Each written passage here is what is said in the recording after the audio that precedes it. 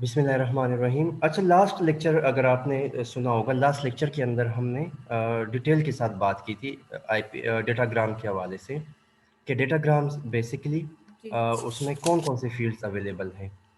तो एक चीज़ जहन में रखें कि हमने आईपी प्रोटोकॉल की बात की थी कि हमारा जो ये कोर्स है वो टोटली आईपी प्रोटोकॉल्स के ऊपर ही है। मतलब हम ज़्यादातर फोकस हमारा इंटरनेट प्रोटोकॉल के ऊपर ही है। और हमने साथ ये भी जी। देखा था कि IP provides only inter connectivity. ये आपको सिर्फ इंटर कनेक्टिविटी प्रोवाइड करती है आईपी। और आपको ये रिलायबिलिटी जो है कि एक सेकंड, और ये आपको रिलायबिलिटी के हवाले से कुछ मतलब रिलायबल ट्रांसफर ऑफ डेटा जो है सिर्फ अपर लेयर जो है प्रोटोकॉल्स आपको प्रोवाइड करती है। It is due to the upper layer that provides reliability, या आपके पास जो लॉस्ट ऑफ पैकेट्स है या डुप्लीकेट पैकेट्स है या वो पैकेट्स जो कि रिसीवर पर आउट ऑफ ऑर्डर पहुंचते हैं, तो it is the duty of the upper layer to ensure reliability of the data. IP से के दो काम है।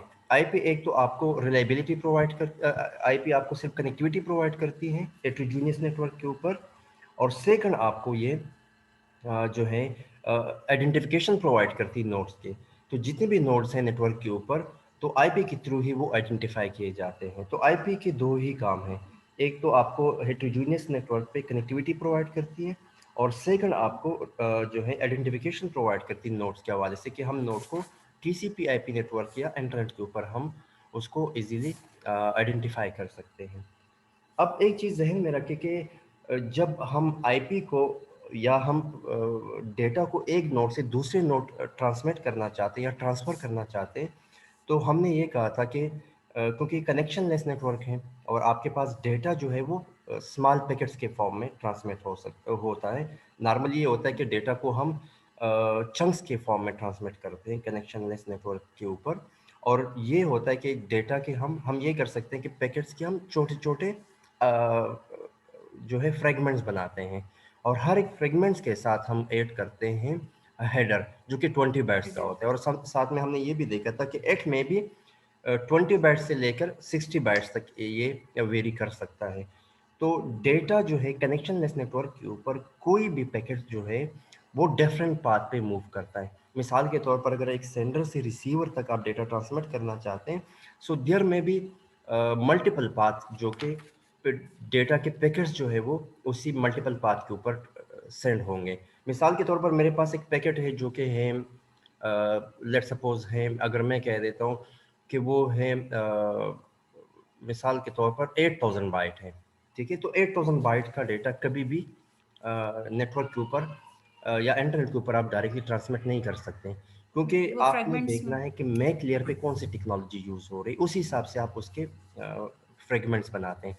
मिसाल के तौर पर अगर मैक लेयर पे एफ यूज़ हो रहा है, फाइबर डिस्ट्रीब्यूटेड डेटा इंटरफेस, तो अगर वो यूज़ हो रहा है तो जो पैकेट्स का साइज़ है वो 4500 बाइट्स हो मैक्सिमम होना चाहिए। मतलब 4500 बाइट्स से आप ज़्यादा डेटा ट्रांसमिट नहीं कर सकते, क्योंकि वो डेटा फिर एफ नेटवर्क पे आप ट्रांसमिट नहीं कर सकते। अगर वो अगर मैक ईथरनेट लेयर यूज़ हो पे। रहा है, जो कि नॉर्मली हमारा ज़्यादातर ईथरनेट यूज़ होता है, तो उसमें डेटा के जो साइज़ है, जो पैकेट का साइज़ है, डेट में भी 1500 बाइट्स से आप डेटा पैकेट्स को बड़ा नहीं बेच सकते। सो इट मीन्स कि आप 1500 बाइट्स से अगर पैकेट का साइज़ बड़ा है, तो हम उसको क्या करते हैं, उसको हम फ्रेगमेंट्स बनाते हैं। जिस तरह ये हम उसको स्मॉल स्मॉल चंक्स में डिवाइड करते हैं, उस चंक्स को हम फ्रेगमेंट्स का नाम देते हैं, और हर एक फ्रेगमेंट के साथ एक हेडर लगता है।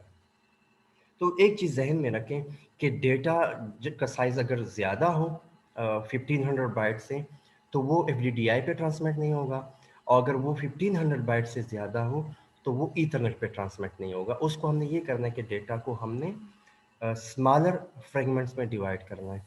तो ये जहन में रखिए, स्मॉलर जो है फ्रेगमेंट्स में कहाँ पे डिवाइड होगा नेटवर्क के ऊपर, ये सेंडिंग नोड पे होगा या कोई इंटरमीडिएट नोड पे ट्रांसमिट होगा। तो एक चीज़ जहन में रखिए कि फ्रेगमेंटेशन का पूरा काम जो है वो राउटर करता है नेटवर्क लेयर पे ही। ये जो है the fragmentation basically take place over the network layer, और नेटवर्क लेयर पे जो डिवाइस काम करते हैं वो राउटर है। सो ये राउटर की ही रिस्पॉन्सिबिलिटी है कि वो डेटा को स्मॉलर चंक्स में जो है या फ्रेगमेंट्स में डिवाइड करें। अब क्योंकि जिस तरह हमने इंटर नेटवर्क की बात की, तो इंटर नेटवर्क में एक चीज़ है कि इंटर नेटवर्क के ऊपर आपके पास हेट्रोजीनियस नेटवर्क्स होंगे।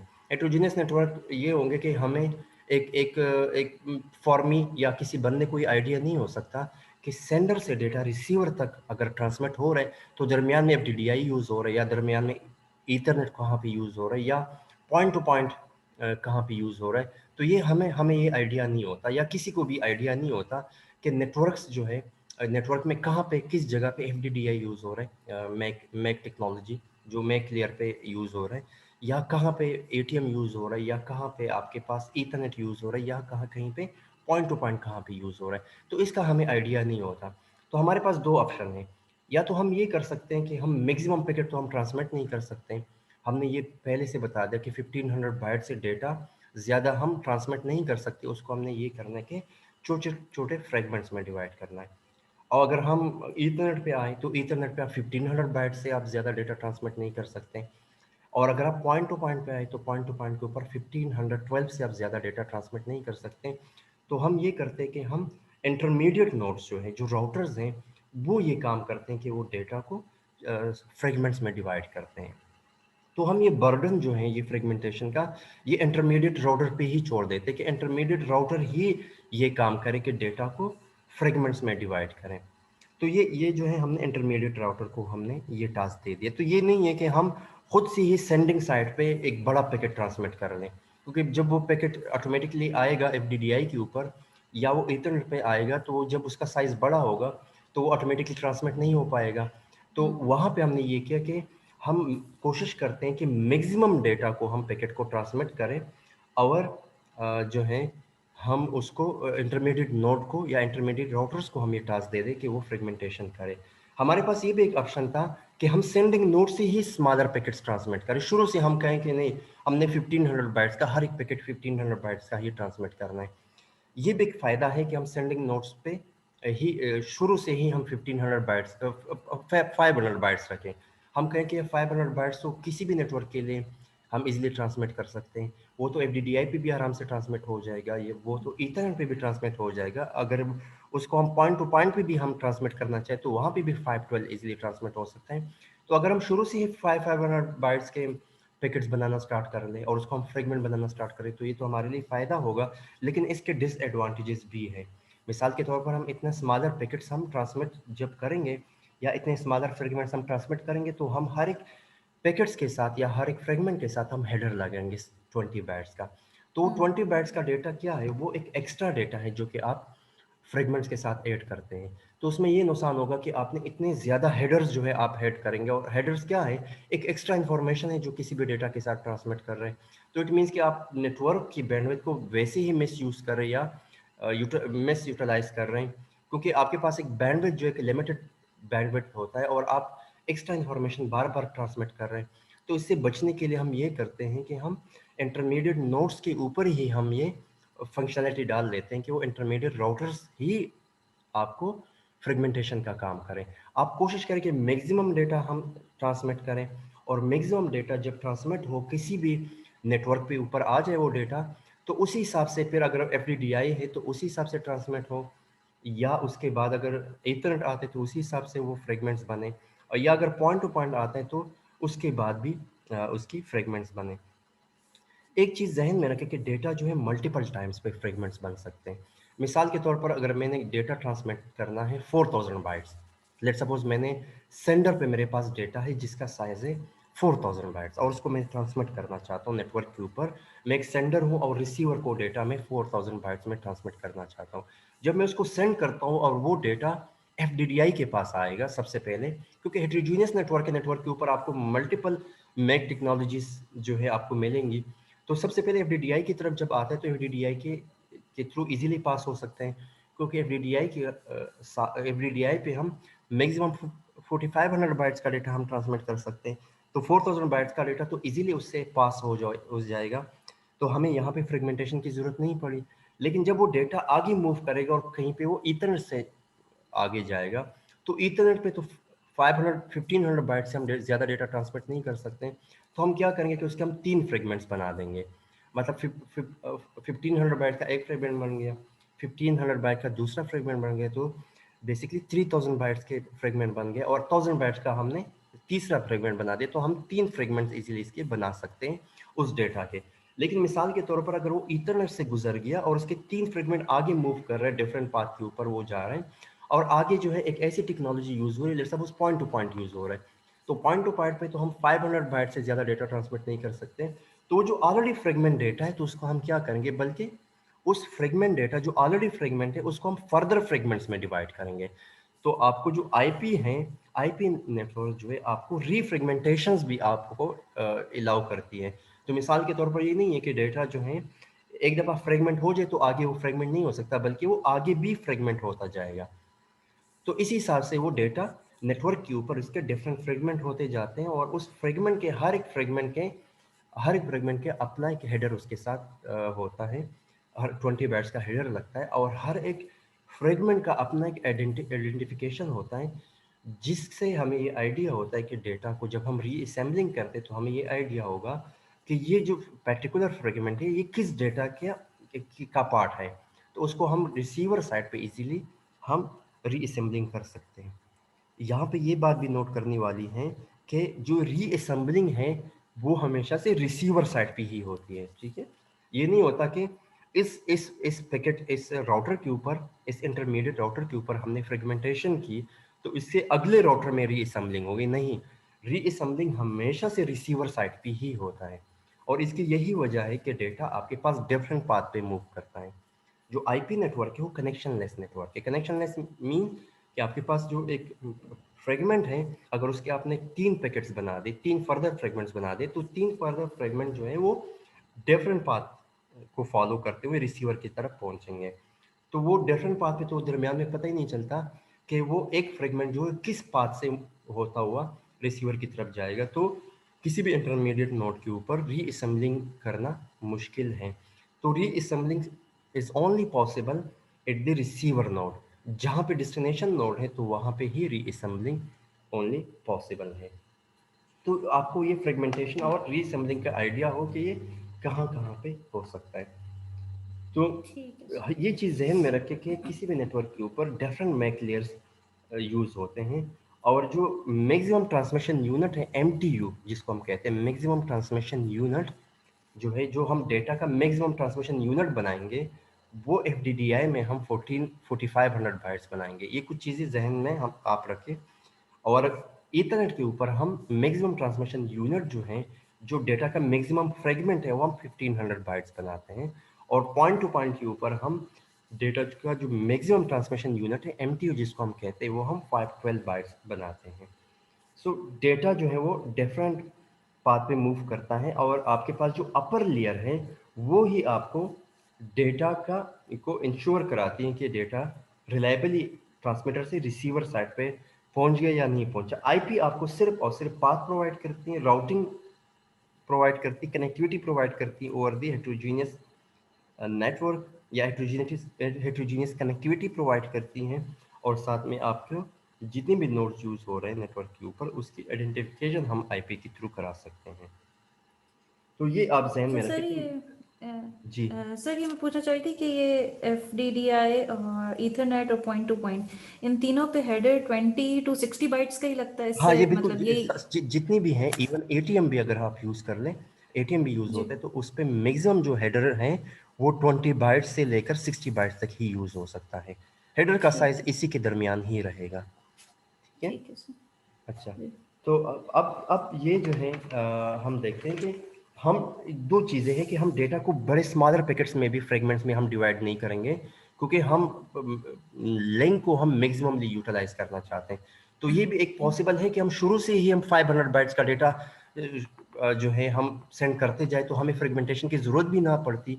तो हम 500 बाइट्स का डेटा शुरू से ही सेंडर साइड से हम इतना स्मॉलर चंक्स हम ट्रांसमिट करते, लेकिन वहाँ पे ये होगा कि आपके पास हेडर्स जो है ज़्यादा लगते जाएंगे, और ज़्यादा हेडर लगना भी हमारे पास एक डिसएडवांटेज है, क्योंकि जितने भी ज़्यादा हेडर्स होंगे तो आप एक्स्ट्रा इन्फॉर्मेशन को जो है वो आप एक्स्ट्रा इन्फॉर्मेशन डेटा के साथ सेंड कर रहे हैं जिसका कोई यूसेज नहीं होता। अच्छा, यहाँ पे एक आपको ये नज़र आ रहा है ये स्क्रीन आपको नजर आए, फ्रेगमेंटेशन एंड रीअसेंबली का एग्जांपल है हमारे पास। जी ठीक है, जी। मिसाल के तौर पर हमारे पास डेटा जो है हमने ट्रांसमिट करना है कि होस्ट से H1 से हमने ट्रांसमिट करना है H8 पे। मेरे पास दो, मतलब H1 आप समझे कि ये कोई सेंडिंग नोड है, और H8 जो हमारे पास रिसीविंग नोड है उस पे हमने डेटा ट्रांसमिट करना है। तो सबसे पहले डेटा का साइज हमारे पास यहाँ पे आपको नजर आ रहा है कि 1400 बाइट है। ठीक है, तो उसके पास जब ये आता है मैक लेयर पे, जो ईथरनेट हेडर लग जाता है। देखिए ईथरनेट हेडर में क्या होता है, मैक एड्रेस होता है, क्योंकि किसी भी नेटवर्क के ऊपर डेटा जो है जब मूव करता है किसी नोड के पास जाता है, तो उसका मैक एड्रेस, फिजिकल एड्रेस कौन सा है और उसका आईपी एड्रेस क्या है। तो दो चीजें बहुत इंपॉर्टेंट हैं, मैक एड्रेस कि वो डेटा का नेटवर्क इंटरफेस कार्ड या हार्डवेयर एड्रेस उस नोड का कौन सा है, और उसका आईपी एड्रेस क्या है। तो ये दोनों से तब हमें पता चलता है कि नोड जो है उसका उसके एड्रेसिंग कहाँ पे है। तो लेट सपोज इथरनेट हेडर लग गया इसके साथ और आईपी हेडर लग गया, वो किसी भी डेटा के साथ लग सकता है, और 1400 बाइट्स का डेटा हमने ट्रांसमिट करना है। जब वो राउटर 1 के पास आया, सॉरी, जब वो राउटर 1 के पास आया तो यहाँ पे जो नेटवर्क यूज हो रहा था वो FDDI यूज हो रहा था, फाइबर डिस्ट्रीब्यूटेड डेटा इंटरफेस है। और हमें पहले से ही पता है कि FDDI के ऊपर जो मैक्सिमम जो है डेटा है, ईथरनेट के ऊपर हम 1500 बाइट ट्रांसमिट कर सकते, तो यहाँ पे इजीली ट्रांसमिट हो गया 1400 बाइट, क्योंकि ईथरनेट पे हमारा मैक्सिमम डेटा जो है वो 1500 बाइट है। तो वो यहाँ पे हमें फ्रेगमेंटेशन की जरूरत नहीं पड़ी H1 के ऊपर। जब हम राउटर 1 के पास आए और राउटर 1 के पास जो नेटवर्क है, जो मैक लेयर टेक्नोलॉजी यूज हो रही है वो FDDI यूज हो रही है। FDDI पे हम 4500 बाइट्स का डेटा ट्रांसमिट कर सकते हैं, तो यहाँ पे भी हमें फ्रेगमेंटेशन की जरूरत नहीं पड़ी। तो डेटा आराम से H1 से R1 के थ्रू गुजरता हुआ R2 के पास आया है, R2 पे भी इजीली पहुंचे, लेकिन R2 से R1 जो R3 की तरफ जा रहा है, तो वहां पे जो टेक्नोलॉजी यूज हो रही है वो point two point technology use हो रही है, या पॉइंट टू पॉइंट जो है आपके पास प्रोटोकॉल यूज हो रहा है मैक लेयर के ऊपर। तो वहां पे हमें पता है कि हम 512 से तो ज्यादा डेटा ट्रांसमिट नहीं कर सकते हैं। तो हमने क्या किया कि 1400 बाइट्स की 3 फ्रेगमेंट्स हमने बना दिए, क्योंकि यहाँ पे ये डेटा 1400 बाइट का डेटा यहाँ पे ट्रांसमिट नहीं होगा, तो उसके 3 फ्रेगमेंट्स बन गए। पहला जो है 512 बन गया, दूसरा 512 बन गया, मैक्सिमम 512 आपने 2 फ्रेगमेंट बना दिए, और जो रिमेनिंग है वो बेशक जितना भी रह जाए, बेशक वो जो है अगर ये 10 बाइट्स भी रह गए या अगर ये 100 बाइट्स भी रह गए, तो वो तीसरे फ्रेगमेंट में ही ऑटोमेटिकली जाएगा। तो दो तो 512 के दो आपके पास फ्रेगमेंट्स बन गए, और तीसरा जो है वो 376 का लग गया, तो ये पॉइंट टू पॉइंट हेडर इसके साथ लग गया, आईपी तीनों के साथ आ रहा है, और वो मूव करता हुआ फिर जो है H8 की तरफ, जो कि आपके पास यहाँ पे भी point two point technology use हो रही, तो यहाँ पे वो आराम से उसको हमने ट्रांसमिट कर दिया, फर्दर इजीली वो 3 फ्रेगमेंट्स फर्दर पे ट्रांसमिट हो रहे हैं। अब देखिए सबसे पहला जो आप हेडर को देखिए स्टार्ट ऑफ हेडर है, आइडेंटिफिकेशन क्या है, एक्स है हमारे पास। देखिए किसी भी डेटा की हम कोई ना कोई आइडेंटिफायर देंगे, इस आइडेंटिफायर से हमें ये पता चलेगा कि उसका सोर्स जो है फ्रेगमेंट कौन सा था या सोर्स पैकेट कौन सा था। मिसाल के तौर पर नेट के ऊपर तो मल्टीपल फ्रेगमेंट जा रहे होंगे, तो मिसाल के तौर पर एक और डेटा आ रहा था यहाँ पे जो कि 1400 बाइट्स का एक और पैकेट आ रहा था, तो उसकी आइडेंटिफिकेशन हम वाई रख देते हैं और उसके हम 3 पैकेट ट्रांसमिट कर देते हैं। तो रिसीवर साइड पे जो मल्टीपल पैकेट्स रिसीव होते हैं, कुछ आगे होते हैं, कुछ कुछ बाद में होते हैं, तो वहां से हमें एक्स और वाई से हमें ये आइडिया होता है कि ये सोर्स पैकेट किस सोर्स पैकेट के फर्दर फ्रेगमेंट्स हैं। तो ये अगर एक्स एक्स लग रहा है तो हमें पता लग जाएगा कि हाँ ये एक्स जो है, ये एक्स जो सोर्स फ्रेगमेंट है उसकी ये फर्दर पैकेट्स है। तो ये 1400 बाइट्स पहला आपके पास आ गया। अच्छा, ये जीरो जो नजर आ रहा है ये एम एफ फ्लैग है। एम एफ जो है मोर फ्रेगमेंट अगर जीरो है, अगर इस फील्ड में जीरो है तो इसके फर्दर पैकेट्स नहीं बनेंगे, बल्कि ये पूरा पैकेट ही विदाउट फ्रेगमेंट ट्रांसमिट होगा। तो ये जो फर्स्ट आपके पास डेटा था वो विदाउट हेडर जो है ये ट्रांसमिट हो रहा था, ये यहाँ पे FDDI में और ईथरनेट के ऊपर। अच्छा, जब वो डेटा आया है यहाँ पे पहुंचा है, R2 से R3 की तरफ ट्रांसमिट हो रहा है, तो R2 से R3 की तरफ जो लिंक है वहां पे पॉइंट टू पॉइंट यूज हो रहा है, जहां पे आपने उसके 3 फ्रेगमेंट्स बनाने हैं। तो उस डेटा का जब वो आगे मूव करता है यहाँ पे आता है तो उसके 3 फ्रेगमेंट्स बनते हैं। तो यहाँ पे देखिए स्टार्टअप हेडर है, आइडेंटिफिकेशन वही सोर्स सोर्स फ्रेगमेंट का x है, ये x आपके पास यहाँ लग गया, और यहाँ पे मोर फ्रेगमेंट में 1 लग गया। 1 का ये मतलब है मोर फ्रेगमेंट के इसके फर्दर पैकेट्स बनेंगे, क्योंकि यहाँ पे 3 पैकेट्स 3 जो है फ्रेगमेंट्स बने हैं, 1 2 3, तो यहाँ पे मोर फ्रेगमेंट 1 हो जाएगा, यहाँ पे मोर फ्रेगमेंट 1 हो जाएगा, और यहाँ पे मोर फ्रेगमेंट 0 हो जाएगा। अगर यहाँ पे मोर फ्रेगमेंट 0 हो गया, इट मीन्स कि 376 के बाद कोई और फ्रेगमेंट आपके पास फर्दर नहीं आ रहा, वो स्टॉप हो जाता है। यहाँ पे मोर फ्रेगमेंट 1 है, इट मीन्स कि इसके बाद एक और फ्रेगमेंट है। यहाँ पे भी मोर फ्रेगमेंट 1 है, तो इट मीन्स कि इसके बाद एक और फ्रेगमेंट आ रहा है, और यहाँ पे मोर फ्रेगमेंट 0 हो जाएगा, इट मीन्स कि 376 के बाद कोई और फ्रेगमेंट जो है उस डेटा का नहीं बनेगा, तो इट मीन्स कि वहाँ पे मोर फ्रेगमेंट 0 हो जाएगा। जब ये फील्ड 0 होगी तो आप समझ लें कि इसके फ्रेगमेंट और नहीं बनेंगे, लेकिन जब ये 1 होगा तो इससे आपको आइडिया होगा कि इसके बाद भी कोई पैकेट्स आ रहे हैं जिसके जिसके फर्दर फ्रेगमेंट्स आ रहे हैं उस सोर्स पैकेट के। तो सबसे पहले जो है 512 एक हेडर बन गया, उसके आइडेंटिफिकेशन हमने x लगाया, मोर फ्रेगमेंट 1 है, और यहाँ पे ऑफसेट बहुत इंपॉर्टेंट है, ये आपको जहन में रखना है कि हमेशा से स्टार्टिंग पैकेट जो है उसका फ्रेगमेंट क्या होगा, ऑफसेट क्या होगा, 0 होगा। ये बफर के ऊपर रिसीवर साइड पे जब स्टेक में आप उसको बफर करेंगे, तो यहाँ से आप अंदाजा लगेगा आपको, यहाँ से आपको आइडिया होगा कि उस डेटा की प्लेसमेंट कहाँ पे है, उसकी इंडेक्सिंग कहाँ पे है, मतलब उस डेटा ने कितना स्पेस ऑक्युपाई किया है।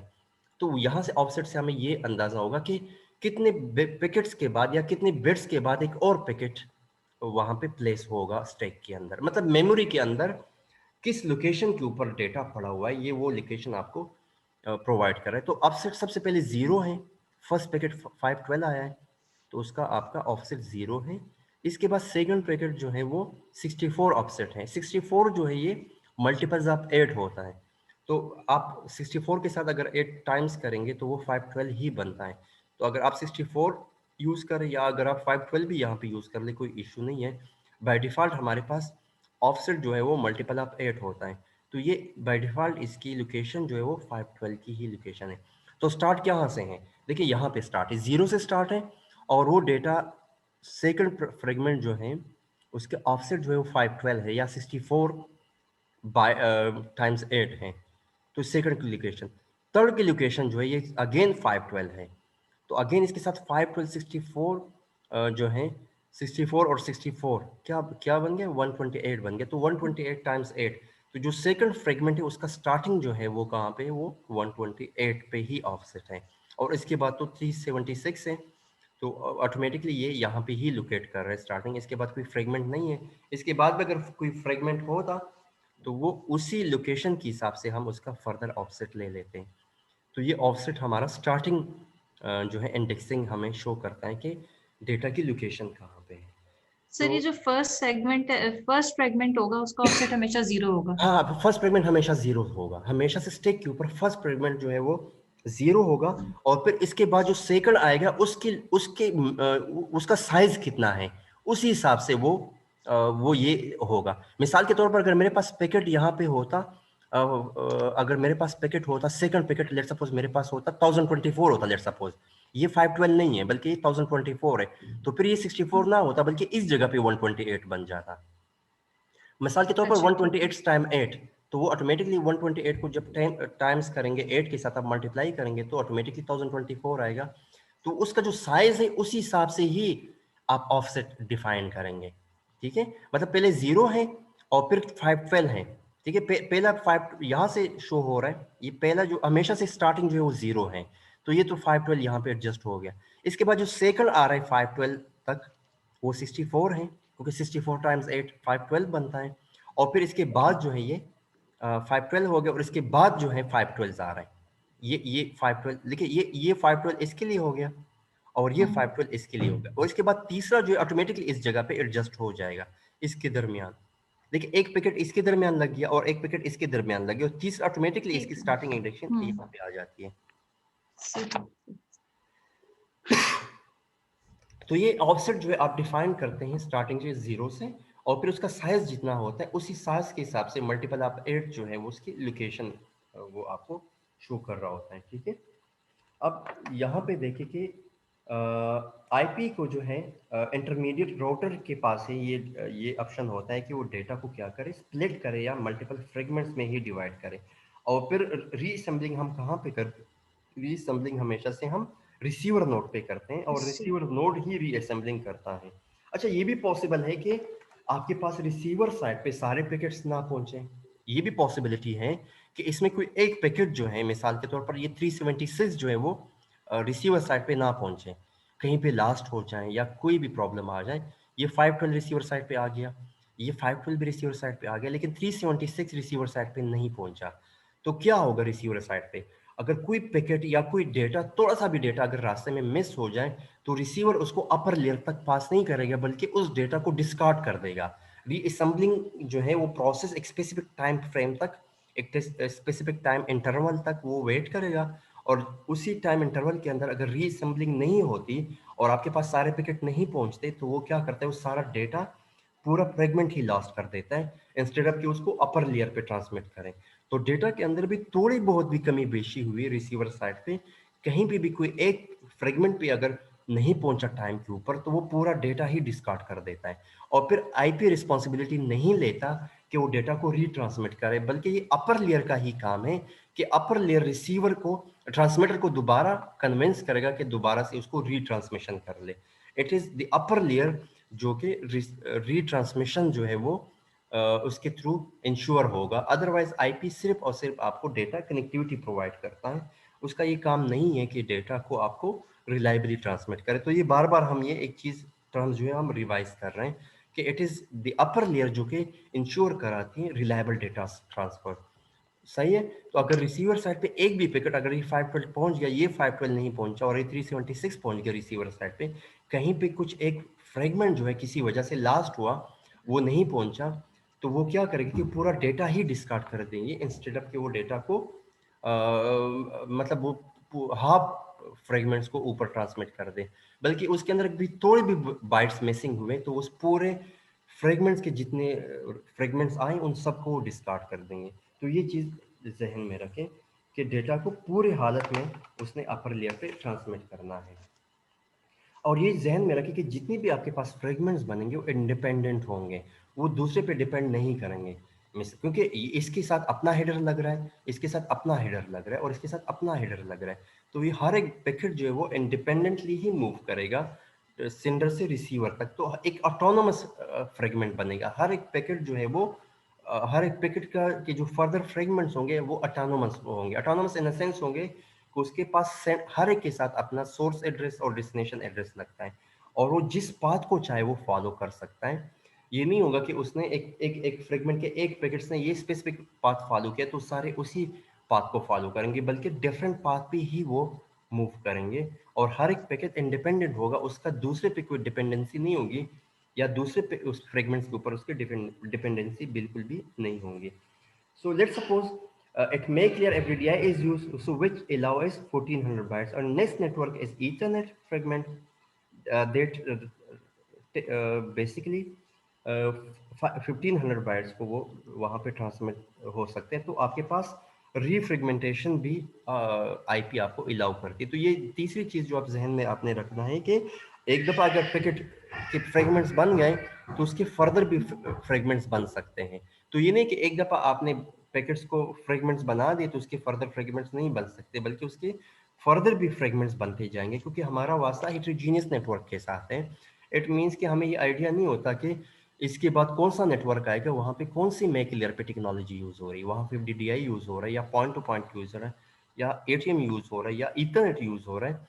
तो वो मल्टीपल जो है उस हिसाब से वो फ्रेगमेंट्स बनेंगे। अगर वो वहाँ पे FDDI यूज़ हो रहा है और उसका फ्रेगमेंट का साइज स्मॉल है और उससे आराम से गुजर सकते, तो वहाँ पे फिर फ्रेगमेंटेशन की ज़रूरत नहीं है।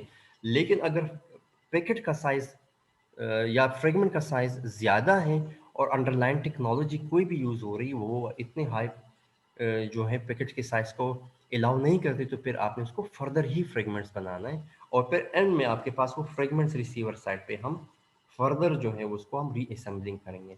और रीअसेंबलिंग हमेशा से रिसीवर नोड पे होती है, इंस्टेड नेक्स्ट एक्सपेक्टेड डॉटर पे नहीं होता, क्योंकि कनेक्शन लेस नेटवर्क की वजह से डेटा मल्टीपल पाथ फॉलो करते हैं, तो हमारे लिए मुश्किल हो जाता है इंटरमीडिएट नोड के ऊपर ही डेटा को रीअसेंबल करना है। इसके बाद अगर आप राउटर को देखें नेटवर्क लेयर के ऊपर, तो नेटवर्क लेयर का दो काम है। एक तो ये काम है कि नेटवर्क लेयर ने एक तो ये करना है कि राउटिंग करनी है, और सेकंड उसने डेटा फॉरवर्डिंग भी करनी है।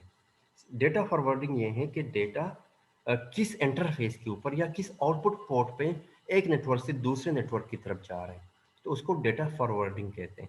मिसाल के तौर पर कोई भी इंटरमीडिएट राउटर है, उसके पास कोई फॉरवर्डिंग टेबल होगा जिसको हम राउटिंग टेबल कहते हैं। उस राउटिंग टेबल के थ्रू ही वो राउटर्स क्या करता है, डिसीजन लेता है कि आपके पास डेटा ने किस पाथ को फॉलो करना है, या उसके बाद जो नेक्स्ट एक्सपेक्टेड राउटर है वो कौन सा राउटर है। तो उसका उसका पाथ जो है वो उस राउटिंग टेबल या फॉरवर्डिंग टेबल के अंदर ही होगा। मिसाल के तौर पर अगर एक डेटा नेटवर्क नंबर 1 के लिए जा रहा है, तो उसका जो नेक्स्ट हॉप है वो राउटर 3 है। अगर वो डेटा जो है वो फॉरवर्ड होगा, नेटवर्क नंबर जो है राउटर का नंबर, नेटवर्क नंबर जो है वो 2 है, तो वो कहाँ पे राउटर 1 की तरफ नेक्स्ट हॉप की तरफ वो डेटा फॉरवर्ड होगा।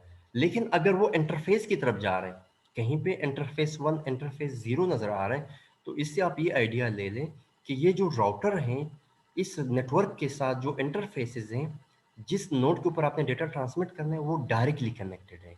अगर उस नोड के ऊपर वो रिसीवर जो है, जो डेस्टिनेशन नोड है, उस नेटवर्क के साथ डायरेक्टली कनेक्टेड है, तो यहाँ पे वो इंटरफेस ही आएगा।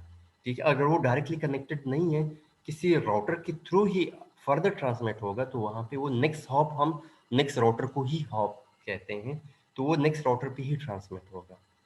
लेकिन अगर वो नोड जो है जिसको जिसको डेटा ट्रांसमिट करना है वो डायरेक्टली कनेक्टेड है उस नेटवर्क के साथ, तो फिर वो डेटा इंटरफेस पे जाएगा, उस इंटरफेस पे ही मूव करेगा। इंटरफेस मिसाल के तौर पर एक राउटर दूसरे राउटर के साथ डायरेक्टली कनेक्टेड है किसी नोड के ऊपर, और ये इट मीन्स कि वो एज अ रिले यूज हो रहा है। मिसाल के तौर पर दरमियान में 2-3 राउटर और आ रहे हैं, वो डायरेक्टली कनेक्टेड नहीं है, तो किसी राउटर के थ्रू फर्दर उस नोड की तरफ या डेस्टिनेशन नोड की तरफ मूव करेगा, तो इसलिए वो नेक्स्ट राउटर की तरफ जाएगा।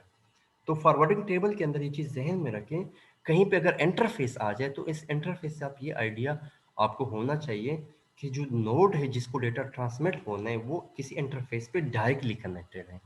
ठीक है, तो ये आप डायरेक्टली कनेक्टेड का सर मतलब मुझे समझ नहीं मिसाल आया के कि तौर मतलब जिस पर मिसाल के तौर पर वो नोड भी उसी नेटवर्क का ही हिस्सा है। ठीक है, उसी के लोकेशन के अंदर है। मैं आपको एक अच्छा अच्छा अच्छा ठीक मैं मिसाल ठीक है। मिसाल देता हूँ। मिसाल के तौर पर हमदर्द यूनिवर्सिटी के अंदर हम हैं, ठीक है, और हम जी हमदर्द यूनिवर्सिटी के किसी नेटवर्क के साथ राउटर के साथ कनेक्टेड है, और डेस्टिनेशन नोड हमारे हमदर्द के अंदर ही है। ठीक है, और उस डेटा अगर उसको ट्रांसमिट करे तो वो डायरेक्टली राउटर ये क्या करेगा कि उस इंटरफेस के ऊपर डायरेक्टली ट्रांसमिट कर देगा, क्योंकि वो डायरेक्टली ठीक है कनेक्टेड है इंटरफेस। लेकिन अगर वो किसी ठीक दूर है है, किसी और लोकेशन के ऊपर है, तो वो फिर फर्दर कोई और राउटर को ही ट्रांसमिट करेगा कि उस राउटर के थ्रू जाके उस नोड तक पहुंचे। ठीक है, तो इंटरफेस ठीक का है मतलब है कि ठीक वो उस विसिनिटी के अंदर है, बल्कि उस नेटवर्क के साथ डायरेक्टली कहीं वो रिसीविंग नोड जो है वो कनेक्टेड है, इसलिए वो इंटरफेस यहाँ पे है। ठीक है, तो कहीं पे इंटरफेस आ ठीक जाए तो इससे आप ये आइडिया आपको होना चाहिए कि वो जो रिसीविंग नोड है जहाँ पे डेटा ट्रांसमिट होना है, तो वो कहीं उस नेटवर्क पे डायरेक्टली कनेक्टेड है। डायरेक्टली ठीक है, ठीक है अब डेटा फॉरवर्डिंग का एक तरीका है, क्योंकि डेटा फॉरवर्डिंग पे भी जो है ये राउटिंग टेबल जो है उसके साथ डेटा फॉरवर्डिंग टेबल होता है। तो मिसाल के तौर पर किसी भी डेटा जो है, इसका लेट सपोज कोई नेटवर्क है, ठीक है, जिसका कोई आईपी एड्रेस है 18.0.0.0 है।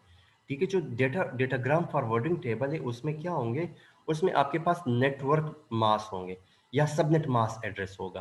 किसी भी कोई आईपी इंडिविजुअली काम नहीं करती, कोई भी आईपी के साथ जो है नेटवर्क सबनेट मास्क ज़रूर होता है। ठीक है, सबनेट मास्क के बगैर आईपी जो है वो हम कह सकते हैं कि आईपी जो है, आईपी कभी भी किसी भी नोड के ऊपर अगर आप इवन अपने लैपटॉप को देखें या अपने मोबाइल फ़ोन को देखें, तो जहाँ पे आप आईपी चेक करना चाहते हैं तो उस आईपी के साथ सबनेट मास्क ज़रूर होता है। सबनेट मास्क से हमें ये आइडिया होता है कि उस नेटवर्क के ऊपर और कितने नोड्स अवेलेबल है, या उस नेटवर्क के ऊपर कितने नोड्स की अवेलेबिलिटी हो सकती है फ्यूचर के अंदर। किसी भी आईपी के दो मेन पोर्शन हो सकते हैं, एक नेटवर्क एड्रेस होता है कि एक आपके पास होस्ट एड्रेस हो सकते हैं। ठीक है, तो सबनेट मास्क से the number of network bits का हमें पता चलता है कि उस नोड के ऊपर और कितने आपके पास नेटवर्क्स अवेलेबल हैं। मिसाल के तौर पर अगर आपने डेटा ट्रांसमिट करना है और वो डेटा जो है 18.0.0 नेटवर्क के ऊपर है और उसका डेस्टिनेशन जो है वो 18.26.10.0 है, तो सबसे पहले क्या होता है कि आपके पास नेटवर्क एड्रेसेस होते हैं। ये चीज़ यहाँ पे एक चीज़ जो है मैंने जो है इसकी बात नहीं की, वो ये बात है कि 000 जो नज़र आ रहा है, मिसाल के तौर पर ये भी हो सकता है इस टेबल के ऊपर कि रिसीवर राउटर को ये पता ही ना हो कि नेक्स्ट हॉप कौन सा है या डेटा किस लोकेशन पे जा रहा है। मिसाल के तौर पर यहाँ पे तो आइडिया होगा कि ये जो नेटवर्क नंबर 1 का जो डेटा है वो राउटर 3 के थ्रू ही पॉसिबल है, या नेटवर्क नंबर 2 जो इसका डेटा जो है राउटर 1 के थ्रू ही पॉसिबल है, या नेटवर्क नंबर 3 का जो डेटा है वो डायरेक्ट इंटरफेस 1 पे कनेक्टेड है, या नेटवर्क 4 का डेटा है जो इंटरफेस 0 पे कनेक्टेड है। लेकिन ये भी पॉसिबल है कि कोई ऐसा डेटा हो जिस पे राउटर को आइडिया ही ना हो कि ये डेटा जो किस लोकेशन पे अवेलेबल है, उसकी अवेलेबिलिटी का ही ना पता हो। तो ये भी पॉसिबिलिटी है कि राउटर को पता ही ना हो कि मैंने डेटा कहाँ पे फॉरवर्ड करना है। तो ऐसी सिचुएशन के अंदर उस राउटिंग टेबल के पास एक डिफॉल्ट राउटिंग का ऑप्शन होता है। अगर राउटर को ये आइडिया नहीं है कि उसका डेटा किस जगह पे पहुंचना है, उसको लोकेशन का आइडिया ना हो रहा हो, तो वो क्या करता है कि राउटर ऑटोमेटिकली उसको डिफॉल्ट रूट के ऊपर डाल देता है। डिफॉल्ट रूट एक ऐसा रूट है कि उसको उस रूट के ऊपर कहीं ना कहीं से आइडिया, कहीं ना कहीं से पाथ मिल जाएगा। तो डिफॉल्ट राउटर जो है ये कौन सा कहीं पे कहाँ पे हम यूज करते हैं, जब एक राउटर को ये आइडिया नहीं होता कि उसका जो डेटा है वो किस राउटर के साथ कनेक्टेड है, या उसको डेटा के लोकेशन का आइडिया पॉसिबल ना हो रहा हो, तो उसके लिए क्या है, डिफॉल्ट रूट है। डिफॉल्ट रूट का ये मतलब है कि वो उस रूट के ऊपर जो है वो डेटा कहीं ना कहीं पे उसको वो अगर किसी राउटर को आइडिया नहीं हो रहा कि मैंने डेटा कहाँ पे ट्रांसमिट करना है या इस डेटा को मैंने कहाँ सेंड करना है, उसको जो लोकेशन है, डेस्टिनेशन एड्रेस, उसका आइडिया नहीं ना हो रहा हो, तो वो क्या कर देते हैं कि उसकी एंट्री में एक एंट्री होती है जिसको डिफॉल्ट रूट कहा जाता है या डिफॉल्ट राउटर कहा जाता है। तो फिर उस सिचुएशन में ऑटोमेटिकली राउटर डिफॉल्ट रूट के ऊपर डेटा को फॉरवर्ड करेगा। तो ये डिफॉल्ट रूट का ऑप्शन कहाँ पे यूज होता है, जब एक इंटरमीडिएट राउटर को लोकेशन का आइडिया ना हो रहा हो या डेस्टिनेशन एड्रेस का आइडिया ना हो रहा हो। तो मिसाल के तौर पर अगर कोई डेस्टिनेशन जो है वो 18.26.10.0 है, तो इस पे अगर उसने ट्रांसमिट करना है किसी डेटा को, नेटवर्क 18.0.0 से आ रहा है, तो उस पे ये क्या करता है कि सबसे पहले वो उसके उसके साथ जितनी भी सबनेट मास्क है, सबसे पहले फर्स्ट नंबर सबनेट मास्क के साथ उसका मैच कराता है, क्योंकि डेटा के आईपी के साथ सबनेट मास्क का होना जरूरी है हर हाल में। तो अगर ये क्लास ए का एड्रेस है तो क्लास ए का बाय डिफॉल्ट सबनेट मास्क 255.0.0.0 है। अगर क्लास बी की आईपी है तो क्लास बी की मतलब 128 क्लास बी की आईपी है, तो उसके साथ जो डिफॉल्ट सबनेट मास्क है वो 255.255.0.0 है। लेकिन अगर क्लास सी की आईपी हो, हमने लास्ट लेक्चर में वो क्लासेस देखी थी, क्लास सी की आईपी का रेंज जो है वो 192 से स्टार्ट होता है। तो अगर वो यहाँ पे डेटा स्टार्ट हो रहा है 192.64.0.0, तो उसके साथ जो डिफॉल्ट सबनेट मास्क है वो लगेगा 255.255.255.0। तो ये क्लास ए है, ये क्लास बी है, और क्लास सी का डिफॉल्ट सबनेट मास्क क्या होगा, 255.255.255.0। तो मिसाल के तौर पर अगर सबसे पहले डेस्टिनेशन को देखता है, उसका सबनेट मास्क देखता है, अगर वो उसके साथ मैच कर जाते हैं तो उसको वो पोर्ट 1 पे ही ट्रांसमिट कर देता है। अगर वो डेस्टिनेशन जो है 128.16.4.0 है, तो अगर ये आईपी है तो सबसे पहले सबनेट मास्क इसके साथ मैच कराएगा। फर्स्ट के साथ अगर मैच नहीं हुआ तो फिर वो जाके दूसरे सबनेट मास्क के साथ उसका मैच कराएगा। अगर उसके साथ भी मैच नहीं हुआ, ठीक है, तो फिर वो उसको जो 0.0.0.0 है उसको हम डिफॉल्ट रूट कहते हैं, ठीक है, जिस तरह मैंने कहा डिफॉल्ट रूट के ऊपर इसको ट्रांसमिट कर देगा। तो डिफॉल्ट रूट के ऊपर वो जरूर मैच करेगा। फिर अगर उससे के साथ मैच कर गया तो वो डेटा जाएगा वो 3 पे जाएगा। नेक्स्ट हॉप जो होगा, नेक्स्ट राउटर जो होगा वो 3 हाफ होगा या 3 पोर्ट पे होगा। तो मिसाल के तौर पर अगर डेटा मैच मैच नहीं हो रहा कहीं पे सबनेट मास्क के साथ, सबसे पहले 1 बाय 1 सीक्वेंशियल ऑर्डर में उसको फॉलो करेगा। पहले सबनेट मास्क को देखा जाएगा, सेकंड को देखा जाएगा उसके साथ, और फिर अगर तीसरा भी देखा जाएगा, चौथा भी देखा जाएगा, और अगर सब सारे मिसमैच कर गए तो फिर उसको डिफॉल्ट जो है वो 0 पे ही ट्रांसमिट कर दे। तो अच्छा, इन एड्रेसेस को अभी आप वैसे ही समझे, इसको आप ऐसा नहीं समझे कि शायद ये कुछ पर्टिकुलर एड्रेसेस हैं। ये सिर्फ और सिर्फ आपको समझाने के लिए कि अगर डेटा कहीं पे मूव कर रहा है तो सबनेट मास्क के साथ अगर मैच कर गया तो सेंड हो जाएगा, अगर मैच नहीं कर गया तो फिर वो आगे आगे 1 बाय 1 मैच करता जाएगा, और अगर सबके साथ मैच नहीं हुआ तो उसको डिफ़ॉल्ट राउटर के ऊपर या डिफ़ॉल्ट रूट के ऊपर ट्रांसमिट कर देगा। तो डिफ़ॉल्ट रूट के ऊपर वो कहीं ना कहीं वो मैच कर जाएगा, ठीक है। तो ये चीज़ ज़हन में रखें कि डेटा फॉरवर्डिंग इस तरीके से होती है कि डेटा नेक्स्ट हॉप पे किस तरह मूव करेगा, या डेटा जो है अकेला कौन सा राउटर की तरफ मूव करेगा, क्योंकि आपके पास हिट्रोजीनियस नेटवर्क है, और आपके पास जब डेटा मूव करता है तो वो मल्टीपल राउटर से गुजरता हुआ डेस्टिनेशन की तरफ जाएगा। तो मल्टीपल राउटर कौन से हैं, वो दरमियानी राउटर ही उनको बताया जाता है कि आपने इस रूट को फॉलो करते हुए आप डेस्टिनेशन तक पहुंच सकते हैं। तो उस ये फॉरवर्डिंग टेबल के थ्रू ही पॉसिबल हो सकता है। और हर एक राउटर के पास एक फॉरवर्डिंग टेबल होता है जिसको हम राउटिंग टेबल कहते हैं, जिसके साथ जितनी भी एड्रेसिंग राउटर्स होते हैं उन सब की जो है आईपी एड्रेसेस और उन सब की सबनेट मास्क और इवन मैक एड्रेसेस उस राउटिंग टेबल के ऊपर एंट्रीज अवेलेबल होती हैं। और उस एंट्रीज के थ्रू ही राउटर को आइडिया होता है कि डेटा डायनामिकली किस पाथ के ऊपर फॉलो होगा। लेकिन ज़रूरी नहीं है कि आईपी पे ही डेटा ट्रांसमिट हो, बल्कि डेटा के साथ जो एआरपी टेबल भी यूज़ होता है, ठीक है। तो जहन में रखें किसी भी राउटर के साथ ना सिर्फ राउटिंग टेबल होता है या फॉरवर्डिंग टेबल होता है, बल्कि उसके साथ आपके पास एआरपी टेबल भी होता है। क्योंकि मैंने पहले से बताया था कि IP IP itself is nothing, या आईपी और सबनेट मास्क जो एक आईपी बनाती है itself IP is nothing until and unless you have a until and unless you have a MAC address। क्योंकि जब डेटा स्विच के पास जाता है तो स्विच आईपी एड्रेस को नहीं समझता, ठीक है। इट इज स्विच जो है सिर्फ मैक एड्रेस को अंडरस्टैंड कर सकता है। या अगर आपके आपके इवन नोड के ऊपर जब डेटा आता है, इवन लैपटॉप की तरफ जब डेटा आता है, तो वो आईपी पे ही डिसीजन नहीं ले सकता, बल्कि वो नेटवर्क इंटरफेस कार्ड पे ही डिसीजन ले सकता है। तो नेटवर्क इंटरफेस कार्ड कौन सा है, देखिए किसी भी राउटर किसी भी लैपटॉप के ऊपर अगर आप ले लें, तो एक तो नेटवर्क इंटरफेस कार्ड जो है लेन कार्ड, जिसके अंदर हम यूटीपी केबल लगाते हैं। मतलब आप इंटरनेट को केबल के थ्रू कनेक्ट करते हैं, जिस तरह की केबल होता है और हम उसको इंसर्ट कर देते हैं। तो एक तो लेन कार्ड होता है जिसको हम नेटवर्क इंटरफेस कार्ड कहते हैं। अब वायरलेस जो है वाईफाई कार्ड होता है, ठीक है। वाईफाई इटसेल्फ उसका जो है मैक एड्रेस होता है। तो अगर आप किसी भी लेट्स सपोज ये मेरे पास एक है, अगर मैं सीएमडी ओपन कर दूं यहाँ से आपको आइडिया हो सकता है। ये अंदर इसको मैं ओपन कर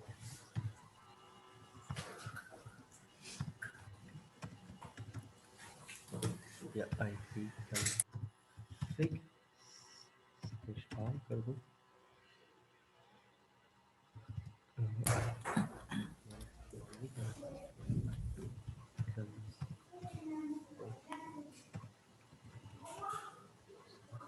ये देख लेते हैं सामसंग आईपी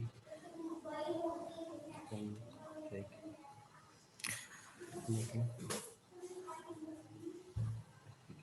स्लैश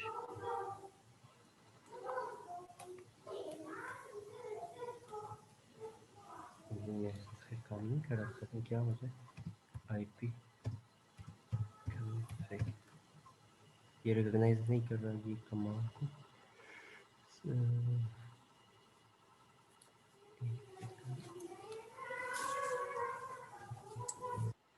कॉन्फ़िग आईपी भी काम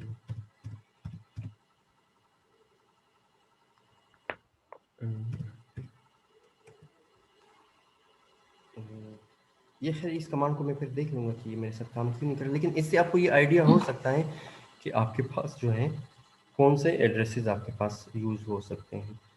तो ठीक। आप कह रहे हैं कि जो वाईफाई कार्ड है इस पे हमारा मैक एड्रेस होता है, हाँ और इस मैक एड्रेस बिल्कुल। अगर आप देखेंगे ना अभी अगर मैं आपको शो करा दूं तो आपके पास जितनी भी मैक कार्ड यूज होते हैं आपके सिस्टम के ऊपर, इवन वाईफाई कनेक्टेड है, लैन कार्ड कनेक्टेड है, या एक टाइम पे 2-3 जो है लैन कार्ड कनेक्टेड है, तो उन सब की डिटेल्स जो है आपके पास जो है आ जाएगी। मेरे सिस्टम के ऊपर मैंने कुछ कॉन्फ़िगरेशंस की हैं, तो मेरा ये सीएमडी जो है वो उसमें ज़्यादा कमांड हम अप्लाई नहीं कर सकते, क्योंकि थोड़ा सा शायद आपके आपके सिस्टम पे ये अप्लाई हो जाए। अगर आप देख लें इसको आईपी सीएमडी में ये जाके आईपी कॉन्फ़िग अगर आप देख लें तो ये आपको शायद डिटेल्स प्रोवाइड कर सकते हैं। आपके पास सीएमडी ओपन हो रहा है, लैपटॉप है आपके पास? सर नहीं, लैपटॉप नहीं, नहीं, मैं लैपटॉप नहीं, डेस्कटॉप पे हूँ ठीक है, अभी। आप ये कमांड दे देना तो आपको सारी जो है वो एड्रेसेस जो है आपको सर ये प्रोवाइड, मैं कर लूंगी, आईपी कॉन्फ़िग आप मैं दे दें। कर लूंगी या सर, इसके अलावा भी अगर आप देखें ना तो आपको कहीं ना कहीं से मैक एड्रेस का इजीली आइडिया हो सकता है। अगर मैं इसमें आके यहाँ पे अगर मैं वाईफाई देखूँ या ईथरनेट कार्ड देखूँ तो मेरे पास ईथरनेट कार्ड वाईफाई कनेक्टेड है तो इसकी कनेक्टिविटी मेरे पास आ जाएगी। हार्डवेयर की कहीं ना कहीं से मेरे पास जो है वो एडाप्टर की सेटिंग्स मेरे पास आ जाएगी, जहाँ से आपको आइडिया हो सकता है कि आपके पास कौन से जो है वो ये ईथरनेट कार्ड मेरे पास है और साथ में ये मेरे पास वाईफाई है। तो यहाँ से आपको जो है इसकी प्रॉपर्टीज़ का आइडिया हो सकता है कि आपके पास जो है वो कौन से आपके पास आईपी यूज़ हो रही है यहाँ पे। मिसाल के तौर पर ये है मेरे पास आईपी, तो इस टाइम पे क्योंकि मैंने बाय डिफ़ॉल्ट आईपी डाला हुआ है, ऑटोमेटिक आईपीज़ हैं, तो ये बाय डिफ़ॉल्ट आईपीज़ मेरे पास कनेक्टेड है। लेकिन अगर मैं स्टेटस देख लूँ तो ये मुझे जो है वो मेरे पास जो आईपी है वो मुझे प्रोवाइड कर देंगे। तो एक चीज़ ज़हन में रखें कि जो मैक एड्रेस है वो 48 बिट्स का होता है और जो आपके पास आईपी एड्रेस है वो आपके पास हमेशा से 48 बिट्स का होता है। एआरपी टेबल क्या काम करता है? एआरपी टेबल जो है आपको आईपी टू मैक एड्रेस जो है मैपिंग कराता है, ठीक है? क्योंकि एक आईपी टू मैक एड्रेस, आप मिसाल के तौर पर आपके आपके पास कोई डिवाइस है जिसका आपको आईपी पता है और आपको मैक एड्रेस का नहीं पता कि उसका मैक एड्रेस क्या है। सो ये एआरपी टेबल के थ्रू ही आपको ये आइडिया होता है कि उस पर्टिकुलर नोड के आईपी के साथ कौन सा मैक एड्रेस यूज हो रहा है, ठीक है? देखिए मैक एड्रेस आपके पास यूनिक है। मिसाल के तौर पर मेरा जो नेटवर्क इंटरफेस कार्ड है मेरे इस लैपटॉप के अंदर, उस नेटवर्क इंटरफेस कार्ड का ही मैक एड्रेस है बेसिकली। तो अगर आप नेटवर्क इंटरफेस कार्ड निकाल दें, कोई और नेटवर्क इंटरफेस कार्ड अपने जो है कंप्यूटर के अंदर लगा दें, तो इट मीन्स कि आपका मैक एड्रेस चेंज हो जाता है, आपके नेटवर्क कार्ड के साथ वो मैक एड्रेस आपका चेंज हो जाता है। तो मिसाल के तौर पर किसी नोड को हम मैक एड्रेस के बगैर आइडेंटिफाई नहीं कर सकते। सिर्फ आईपी के थ्रू हम किसी नोड को लोकेट नहीं कर सकते, बल्कि नोड को लोकेट करने के लिए आपको आईपी के साथ हार्डवेयर का एड्रेस का होना ज़रूरी है। तो वो हमें किस तरह पता चलता है? वो एआरपी टेबल के थ्रू हमें पता चलता है। एआरपी है एड्रेस रिजोल्यूशन प्रोटोकॉल, ये आपको एड्रेस को रिजॉल्व करता है। मिसाल के तौर पर आपके पास आईपी एड्रेस है और मैक एड्रेस नहीं है, it is due to the ARP table, जिसके थ्रू हमें ये पता चलता है कि उस पर्टिकुलर आईपी के साथ कौन सा मैक एड्रेस यूज हो रहा है, ठीक है? तो एआरपी टेबल से आपको ये आइडिया हो सकता है कि किस आईपी के साथ कौन सा मैक एड्रेस आपके पास यूज हो सकता है। So if you are sending datagram, so in destination IP address, so which MAC address has been used at that particular destination, तो उस मैक कौन सा मैक एड्रेस उस पर्टिकुलर डेस्टिनेशन पे यूज हो रहा है, it's due to the ARP that every intermediate node router MAC address is also used with IP, so ARP is running on each router. It translate IP address into MAC address. So ARP table का क्या काम करते हैं कि वो IP को MAC address में translate करती है। तो हर एक राउटर के साथ एक तो उसके साथ है मैक एड्रेस, एक तो आईपी टेबल है, राउटिंग टेबल है जिसमें सारे आईपी एड्रेसेस और इंटरफेसेस गिवन है, और एक एआरपी टेबल है जिसके थ्रू उस आईपी के साथ पर्टिकुलर कौन सा मैक एड्रेस या हार्डवेयर एड्रेस यूज हो रहा है जिसके थ्रू डेटा आपके पास जहाँ पे डेटा ट्रांसमिट हो रहा है। और देखिए मैक एड्रेस ही वो वाहिद एड्रेस है जिसके थ्रू हम किसी भी नोड को नेटवर्क के ऊपर आइडेंटिफाई कर सकते हैं कि मेरे पास इस पर्टिकुलर नोड की लोकेशन कहाँ पे है। ये मैक एड्रेस से ही हमें आइडिया हो सकता है, ठीक है? कि इस मिसाल के तौर पर ये जो लोग जो है किसी पर्टिकुलर नोड को टीसीपी आईपी के ऊपर या इंटरनेट के ऊपर किस तरह लोकेट करते हैं एक पर्टिकुलर मोबाइल फ़ोन को या किसी लैपटॉप के ऊपर उसकी लोकेशन कहाँ पे, वो मैक एड्रेस के थ्रू ही आईपी और मैक एड्रेस की आपस में मैचिंग के थ्रू ही आइडिया हो जाता है कि उस पर्टिकुलर आईपी एड्रेस के साथ कौन सा मैक एड्रेस यूज़ हो रहा है। तो उसी से ही हमें आइडिया हो जाता है। सो जितना आईपी एड्रेस इंपॉर्टेंट है इतना मैक एड्रेस इंपॉर्टेंट है। मिसाल के तौर पर जब डेटा मूव करता है किसी राउटर के पास जाता है तो राउटर आईपी पे डिसीजन लेता है, लेकिन जब वो डेटा मूव करते हुए किसी स्विच के पास आ जाता है, हम आपने देखा होगा किसी भी लैब के अंदर स्विचेस यूज होते हैं जिसके साथ कंप्यूटर डायरेक्टली कनेक्टेड है, तो स्विच को तो आईपी का नहीं पता होता, वो बेसिकली डिसीजन ले रहा होता है मैक एड्रेस के ऊपर। उसे नोड जितने उसके साथ कनेक्टेड हैं उसका मैक एड्रेस के ऊपर उसे आइडिया होता है कि किस मैक एड्रेस के ऊपर या किस फिजिकल के एड्रेस के ऊपर कौन सा नोड कनेक्टेड है। तो स्विच को मैक एड्रेस के ऊपर ही वो डिसीजन ले सकता है। एक ये ज़हन में रखें कि जिस तरह आपके पास आईपी एड्रेसेस है, उस तरह मैक एआरपी एड्रेसेस भी हैं। अब एआरपी एड्रेसेस किस तरह काम करती हैं? अब एआरपी एड्रेस के अंदर जिस तरह हमने डेटाग्राम का फॉर्मेट देखा था, आईपी डेटाग्राम का, तो इस तरह एआरपी पैकेट फॉर्मेट भी होता है। और एआरपी पैकेट फॉर्मेट के अंदर सबसे पहले हार्डवेयर टाइप है, जो कि 0 से 16 जो है बिट्स तक है, ठीक है। हार्डवेयर टाइप है कि कौन सा, this field basically indicates which layer 2 protocol is being used for example Ethernet. आपके पास कौन सा ईथरनेट मैक एड्रेस पे या सॉरी कौन सा मैक टेक्नोलॉजी पे कौन सा प्रोटोकॉल यूज हो रहा है, हार्डवेयर टाइप कौन सा है। ईथरनेट मेरे पास यूज हो रहा है, एफडीडीआई यूज हो रहा है, या पॉइंट टू पॉइंट यूज हो रहा है, या एटीएम यूज हो रहा है। तो यहाँ से हमें आइडिया होता है एआरपी से। फिर आपके पास प्रोटोकॉल टाइप कौन सा है, प्रोटोकॉल टाइप हमारे पास बाय डिफॉल्ट आईपी ही यूज होता है। हेडर लेंथ कितना है, बाय डिफॉल्ट आपके पास कोई भी जो मैक एड्रेस है वो 48 बिट्स का होता है, जिसमें पहले 24 बिट्स जो है वो जो कंपनी है, जो कंपनी वो मैक बनाती है, वो नेटवर्क इंटरफेस बनाती है, तो उसका आइडेंटिफायर होता है। और जो बाकी 24 है वो उस मैक का क्या होता है, नंबर होता है। तो आईबीएम भी बनाती है, या कोई और एप्पल जो है वो नेटवर्क इंटरफेस कार्ड बनाती है। तो पहले जो 24 बिट्स हैं वो उस कंपनी का आइडेंटिफायर होता है, और जो आखिरी 24 बिट्स है वो बेसिकली क्या होता है, उसके पर्टिकुलर नंबर होता है, क्योंकि वो कंपनी मिलियंस या हज़ारों की तादाद में या उससे ज़्यादा, कहीं ज़्यादा जो है वो नेटवर्क इंटरफेस कार्ड बनाते होंगे, तो उसके फिर उसी सीक्वेंस से नंबर होंगे। फिर आपके पास ऑपरेशन है जिसको हम ऑप कोड कहते हैं, कुछ जगहों पे उसको ऑप कोड का नाम दिया गया है। ये बताता है कि किस type of ARP message use हो रहा है। एआरपी जो है रिक्वेस्ट मैसेज है या एआरपी रिप्लाई मैसेज है। मिसाल के तौर पर आपको जो है किसी नोड का मैक एड्रेस नहीं पता, सिर्फ आईपी एड्रेस पता है, तो उस नोड के ऊपर आप एक आईपी पैकेट क्या करते हैं, एक आईपी एआरपी पैकेट जो है वो रिक्वेस्ट करते हैं। तो वो रिक्वेस्ट ऑपरेशन, जो रिक्वेस्ट का ऑपरेशन है, या वो नोड जो है रिप्लाई करता है कि हाँ इस आईपी के, ये जो मेरी आईपी है इसके हिसाब से मेरा जो मैक एड्रेस है वो ये एड्रेस है, तो वो रिप्लाई मैसेज होता है। तो ऑपरेशन से हमें रिक्वेस्ट और रिप्लाई का पता चलता है। सोर्स हार्डवेयर एड्रेस, जहाँ से आप डेटा ट्रांसमिट कर रहे हैं उसका हार्डवेयर एड्रेस कौन सा है, ठीक है। और आपके पास सोर्स का जो है डेस्टिनेशन प्रोटोकॉल एड्रेस कौन सा है, सोर्स प्रोटोकॉल या टारगेट, ये बेसिकली ये एड्रेस होता है जो कि आपको बताया जाता है रिसीवर साइड पे। कि देखिए ये इस तरह काम करता है। मिसाल के तौर पर एक राउटर को जब हम कनेक्ट करते हैं घर में, लेट्स सपोज वाईफाई राउटर है, ठीक है। तो जब आप वाईफाई राउटर के साथ कनेक्ट करते हैं, उसके साथ आप मोबाइल फोन को कनेक्ट करना चाहें, या कोई राउटर कनेक्ट करना चाहें, या सॉरी कोई लैपटॉप कनेक्ट करना चाहें, तो वो क्या करता है, वो राउटर एक बेकन मैसेजेस ट्रांसमिट करता है। उस बेकन मैसेजेस से हमें ये पता चलता है कि हमें वाईफाई की लोकेशन, एसएसआईडी हमें पता लग जाती है। हमें ये पता लग जाता है कि इस लोकेशन के ऊपर कोई वाईफाई कनेक्टेड है।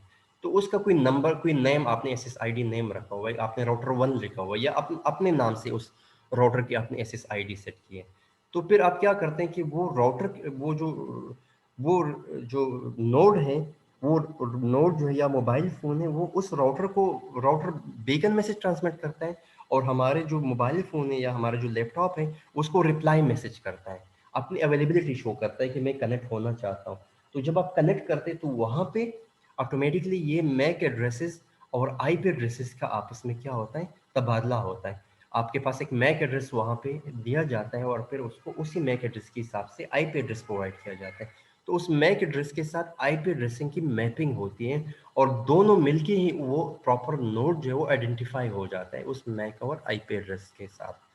तो वो बेसिकली एआरपी जो है पैकेट ट्रांसमिट होता है, इसे बेसिकली ब्रॉडकास्ट होता है किसी भी राउटर से नोड की तरफ। और वो जो खाली टारगेट हार्डवेयर एड्रेस है, उसमें जो है आपके पास जो सोर्स प्रोटोकॉल है या जो रिसीविंग नोड है, वो अपना एड्रेस उसके अंदर एम्बेड कराता है, या उसके अंदर अपना एड्रेस उसके साथ लगा देता है, ताकि उसको आइडिया हो जाए, ताकि इस आईपी के साथ जो है मेरा मैक एड्रेस यही है। तो ये एआरपी टेबल या एआरपी पैकेट फॉर्मेट, ये फॉर्मेट है। और आप जहन में रखें कि जिस तरह आपके पास है फॉरवर्डिंग टेबल होता है या राउटिंग टेबल होता है, उस हिसाब से ARP टेबल भी होता है जो राउटर को ये इंश्योर कराता है कि उस पर्टिकुलर नोड के आईपी के साथ कौन सा मैक एड्रेस या हार्डवेयर एड्रेस यूज हो रहा है। इसका रिवर्स जो है रार्प उसको कहते हैं, रिवर्स एड्रेस रेजोल्यूशन प्रोटोकॉल। मिसाल के तौर पर कोई ये हो सकता है कि आपके पास नोड का मैक एड्रेस आपको पता है लेकिन उसका आईपी आपको नहीं पता, तो रार्प जो रिवर्स एड्रेस रेजोल्यूशन प्रोटोकॉल है वो आपको उसका रिवर्स प्रोसेस प्रोवाइड करता है। मिसाल के तौर पर वो आपको आईपी प्रोवाइड करता है उस पर्टिकुलर मैक के साथ, तो वो रार्प प्रोटोकॉल आपके पास कहलाता है। तो एआरपी जो है वो नॉर्मल ईथरनेट पे भी यूज हो सकता है और साथ में आपके पास एटीएम पे भी यूज हो सकता है, तो ये उस पे एटीएम के हवाले से है। साथ में अब ये जहन में रखें कि हम एक और प्रोटोकॉल पढ़ेंगे आईसीएमपी, जिसका नाम है internet control message protocol, ICMP. देखिए आईसीएमपी प्रोटोकॉल जो है वो एक कंपेनियन प्रोटोकॉल है जो कि आईपी के साथ यूज होता है। मिसाल के तौर पर सबसे पहले जो है एप्लीकेशन लेयर पे ये प्रोटोकॉल यूज होते हैं, ट्रांसपोर्ट लेयर पे टीसीपी यूडीपी यूज होता है, जो नेटवर्क लेयर है उस पे आईपी यूज होता है और आईसीएमपी यूज होता है, और जो फिजिकल लेयर है या जो मैक एड्रेस और फिजिकल लेयर है उस पे एफडीडीआई यूज हो सकता है, ईथरनेट यूज हो सकता है, एटीएम यूज हो सकता है, पॉइंट टू पॉइंट यूज हो सकता है। तो आपको एटलीस्ट ये पता हो कि किस लेयर पे कौन से प्रोटोकॉल काम करते हैं। ट्रांसपोर्ट लेयर टीसीपी यूडीपी, और जो नेटवर्क लेयर है जो हमारा पूरा जो फोकस है इस कोर्स का वो आईपी लेयर पे है या आईपी पे है, इंटरनेट प्रोटोकॉल के ऊपर है। तो उसके साथ एक और प्रोटोकॉल यूज होता है जिसको हम आईसीएमपी कहते हैं। अब आईसीएमपी प्रोटोकॉल जो है वो यूज होता है एरर के लिए, किसी नेटवर्क के ऊपर एरर को हैंडल करने के लिए जो प्रोटोकॉल यूज होता है उसको हम आईसीएमपी कहते हैं। सो आईपी कंपेनियन प्रोटोकॉल है और ये हैंडल को या कंट्रोल मैसेजेस को क्या करता है, ये इसके थ्रू हमें एरर्स का पता चलता है और कंट्रोल मैसेजेस का पता चलता है। इसकी और कुछ क्या फंक्शनैलिटीज है, आईसीएमपी आपको एरर मैसेजेस नेटवर्क के ऊपर, डेस्टिनेशन अनरीचेबल, बाज़ औक़ात आप डेटा जो है ट्रांसमिट करते हैं और आपको ये बताया जाता है कि डेस्टिनेशन जो है आपका अनरीचेबल है, ये आईसीएमपी के थ्रू हमें पता चलता है कि डेस्टिनेशन हमारा अनरीचेबल है। वो प्रोटोकॉल का इश्यू भी हो सकता है, पोर्ट एड्रेस का इश्यू भी हो सकता है, रीअसेंबलिंग फेल, कहीं पे आप रीअसेंबलिंग कर रहे हैं वो फेल हो जाए।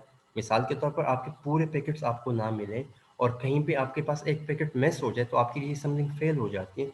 आईसीएमपी के थ्रू आपके डेस्टिनेशन को पता चलता है या सोर्स को पता चलता है कि आपके पास जो है रीअसेंबली फेल हो गई। चेकसम आपके पास होता है या एनवेलिड हेडर किसी के साथ लगा होता है, एनवेलिड हेडर के किसी की आईपी एड्रेस आपने कोई गलत लगा दी और डेटा किसी और साइट पे चला गया, ये भी हो सकता है। टीटीएल जो टाइम टी लीव हमने कहा था कि 256 जो है हाफ काउंट पे मूव करेगा और 256 के बाद हर एक नोड के ऊपर डिक्रीमेंट लगेगा और 256 पे अगर वो नहीं पहुंचा तो हम वो डेटा डिस्कार्ड कर देते हैं। तो टीटीएल जब एक्सीड कर जाए एक स्पेसिफिक टाइम से, एक स्पेसिफिक नंबर से, तो वो भी आपको एसएमपी के थ्रू पता चल जाता है। या कोई डेटा फ्रेगमेंट नहीं हो सकता तो वो भी आपको आईपीसीएमपी के थ्रू पता चल सकते हैं। तो ये तो एरर मैसेजेस हैं। कंट्रोल मैसेजेस जो है इको मैसेज, जिसको हम पिंग कहते हैं। अच्छा, पिंग मैसेज जो है नेटवर्क के ऊपर, पिंग जो है आप पिंग दे दें और किसी नेटवर्क का आईपी एड्रेस दे दें, तो पिंग क्या करता है, वो आपको रिप्लाई करता है। और जब आपको कोई नोड रिप्लाई करता है तो आपको ये पता लग जाता है कि इस नोड की अवेलेबिलिटी है मेरे नेटवर्क के ऊपर। मिसाल के तौर पर अगर आपके घर में कोई राउटर यूज हो रहा है तो उस राउटर के ऊपर अगर 5 नोड्स कनेक्टेड है, लेट्स सपोज मेरे पास लैपटॉप कनेक्टेड है या मेरे पास 2-3 मोबाइल फोन कनेक्टेड है मेरे घर वालों के या किसी के भी, तो हर एक का कोई ना कोई आईपी एड्रेस होगा, ठीक है।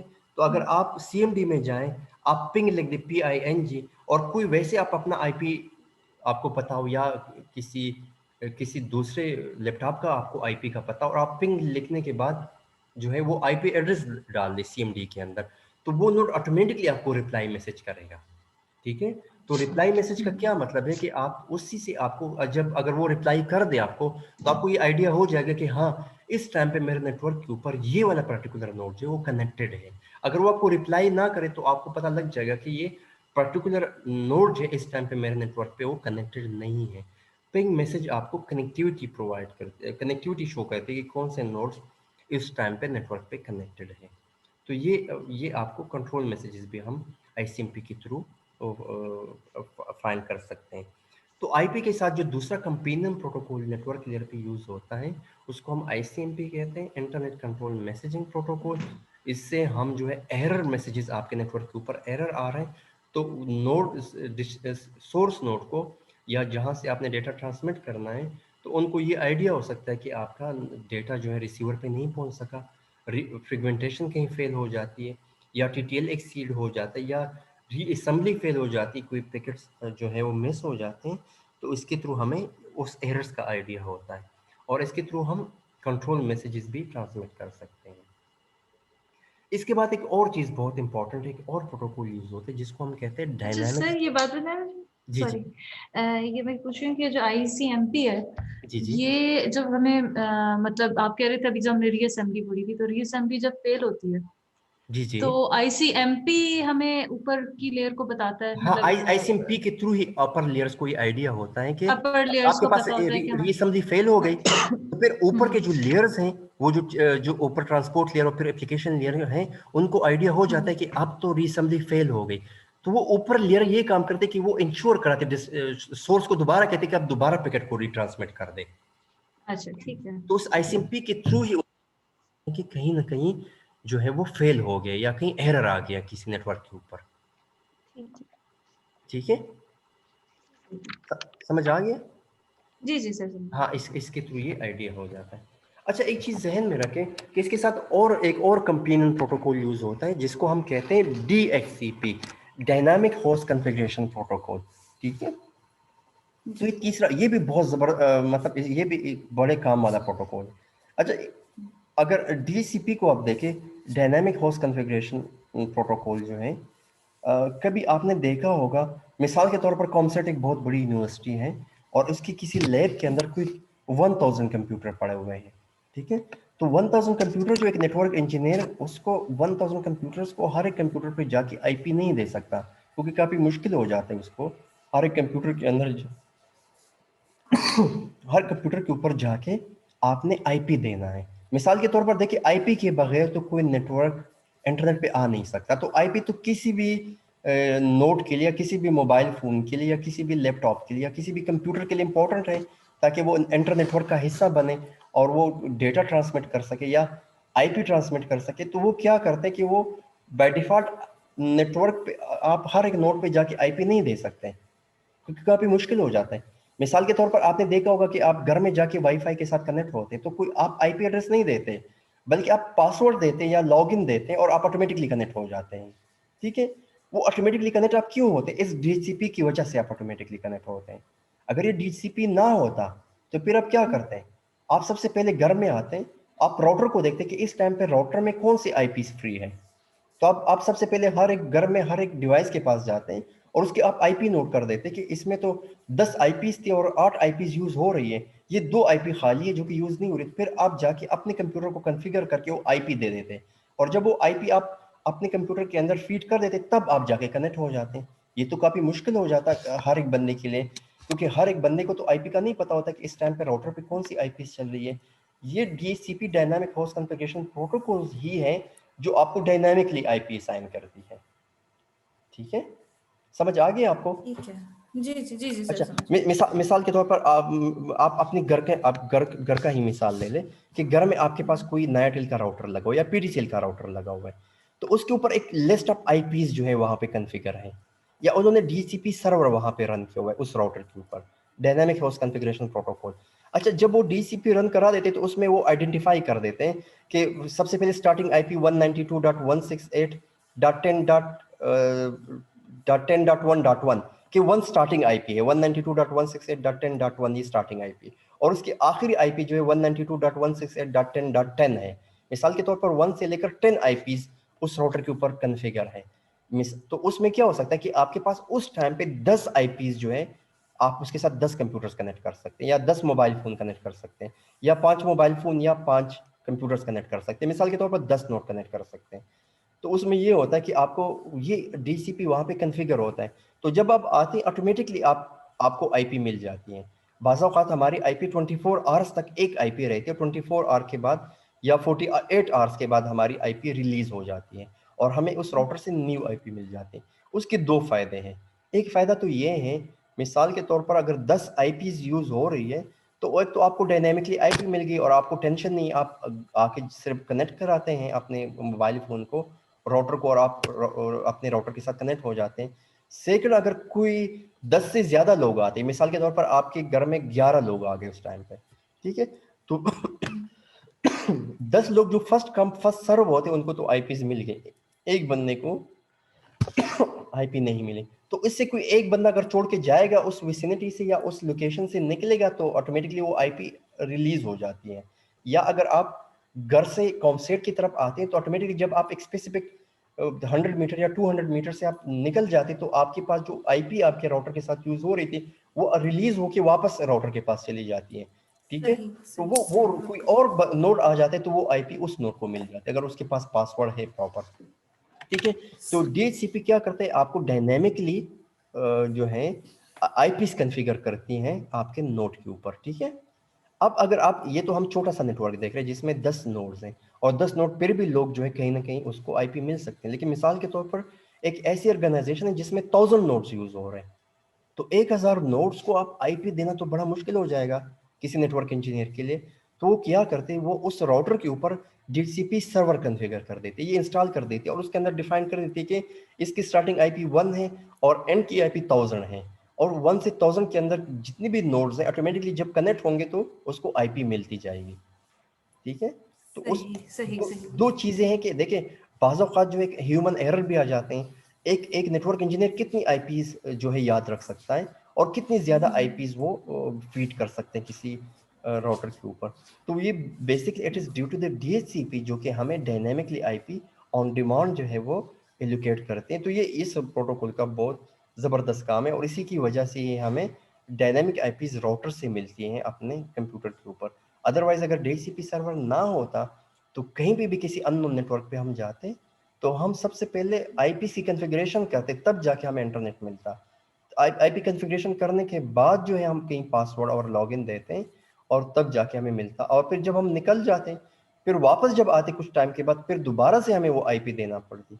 और फिर बाज़ वक़्त ये भी होता कि हमें आइडिया भी नहीं होता, अगर कोई आईपी हम दे रहे हैं और ऑलरेडी यूज़ हो रहा है तो वो भी हमें आइडिया ना होता। तो इस डीएचसीपी की वजह से बहुत ज़्यादा प्रॉब्लम्स हमारे पास सॉल्व हो गए। कोई भी राउटर के साथ जो है आपका राउटर, कोई भी जो है नोड जो है या राउटर या सॉरी ये जो मोबाइल फ़ोन है या आपके पास लैपटॉप है या कोई कंप्यूटर है वो इजीली कनेक्ट हो सकते हैं। So DCP server can be configure manually और इट में एलोकेट एड्रेसेस ऑन डिमांड। अच्छा, ये हम इसको addresses are release for some period of time. अगर बाज़ औक़ात जो है हम खुद 24 आवर सेलेक्ट कर देते हैं कि 24 आवर के बाद मेरी आईपी जो रिन्यू कर दें, लेकिन एक ऑप्शन होता है कि आप अपनी आईपी को रिलीज भी कर सकते हैं।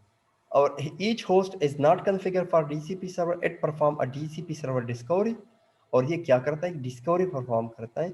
और डिस्कवर जिस तरह हम कहीं पे अननोन नेटवर्क में आते हैं तो उस टाइम पे वो डिस्कवरी करता है और ब्रॉडकास्ट डिस्कवरी के थ्रू ही उसको फिर एक जो है उसको एड्रेस जो है वो मिल जाता है, आईपी मिल जाती है।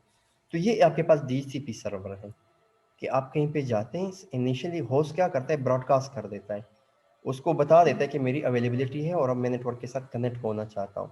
तो डीसीपी अगर वो डायरेक्टली कनेक्टेड है तो रिप्लाई कर देता है, लेकिन अगर वो सर्वर उस जगह पे नहीं है, किसी और लोकेशन के ऊपर पड़ा हुआ है, तो डीसीपी रिले के थ्रू उस सर्वर तक जो है यूनिकास्ट जाता है और वो फिर यूनिकास्ट के अगेंस्ट वो क्या करता है, रिप्लाई करता है। तो डीसीपी सर्वर के थ्रू हमें डायनामिकली आईपी मिलती है। ठीक है, मेरे ख्याल में इतना आज के लिए काफी है, सना। जी जी ठीक है, जी सर तो सर आज काफी हम ठीक है आज सर। ठीक है, मैं थोड़ा सा क्विक रिव्यू दोबारा कर देता हूँ, दो तीन चीजें जो आपने माइंड में रखनी है आज के लेक्चर की, ठीक है। जी जी क्विक जी रिव्यू ये है सर। कि सबसे पहले तो हमने ये देखा कि आपके पास जो है फ्रेगमेंटेशन क्यों होती है। तो हमने ये देखा कि फ्रेगमेंटेशन हम इसलिए करते हैं क्योंकि हमें आइडिया नहीं होता कि हेटेरोजेनियस नेटवर्क के ऊपर कौन कौन से जो है आपके पास अंडरलाइन टेक्नोलॉजी यूज हो रही है मैक लेयर पे, एफडीडीआई कहाँ पे यूज हो रही है, ईथरनेट कहाँ पे, क्योंकि आप आजकल हम इंटरनेट जो है वो हेटेरोजेनियस नेटवर्क बन गया और आपके पास मल्टीपल जो है नेटवर्क यूज हो रहा है, नेटवर्क ऑफ नेटवर्क्स यूज हो रहे हैं। तो हम क्या करते हैं कि हम एक पैकेट को बड़े साइज में ट्रांसमिट नहीं कर सकते, हम उसको स्मॉलर चंक्स में या स्मॉलर फ्रेगमेंट्स में ट्रांसमिट करते हैं। तो उसी टेक्नोलॉजी के हिसाब से उसके फ्रेगमेंट्स बनते हैं। तो अगर आपके पास वो यूज हो रहा है FDDI तो 4500 बाइट्स का आपके पास एक फ्रेगमेंट बनेगा। अगर ईथरनेट यूज हो रहा है तो वो 1500 बाइट्स का बनेगा, उससे ज्यादा ट्रांसमिट नहीं होगा। अगर पॉइंट टू पॉइंट यूज हो रहा है तो आपके पास 512 यूज होगा। 512। ठीक है, 512। तो ये चीजें आप जहन में रखें कि इस तरीके से हो रहे। हमारे पास एक ऑप्शन ये भी था कि हम फ्रेगमेंटेशन कर ही ना और हम शुरू से ही 500 बाइट्स का या 400 बाइट्स के पैकेट ट्रांसमिट कर ले, तो ये तो ऑप्शन अवेलेबल था। लेकिन उसका डिसएडवांटेज ये था कि हर एक पैकेट के साथ हर एक स्मॉल फ्रेगमेंट के साथ आपको हेडर लगाना पड़ेगा 20 बाइट्स का, तो 20 बाइट्स हम जाया कर रहे हैं। और तो उसी हिसाब से हम ये करते हैं कि हम फ्रेगमेंटेशन करते हैं। फ्रेगमेंटेशन हमेशा से इंटरमीडिएट नोड्स के ऊपर होता है, सोर्स नोड के ऊपर नहीं होता। रीसैम्पलिंग हमेशा से रिसीवर साइड पे होता है, ठीक है, क्योंकि पैकेट्स जो है वो डिफरेंट पाथ को फॉलो करते हैं।